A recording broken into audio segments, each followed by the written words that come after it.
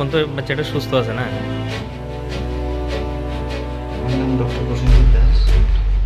আমি এখানে দক্ষিণ জেলা হসপিটালে আমি শিশু বিশেষজ্ঞ হিসেবে নিযুক্ত হয়েছি আজ থেকে 2 বছর আগে।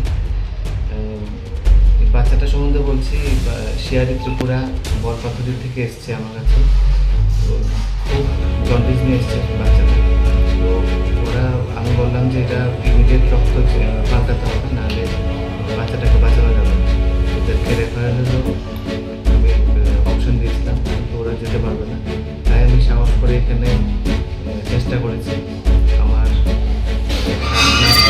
আমাকে অনেক সাহায্য করেছে। ব্লাড ব্যাংকের যে মিনি চৌধুরী, উনি ব্লাড ব্যাংক টেকনিশিয়ান, উনি রাত্রেবেলা আমাকে সাহায্য করেছে।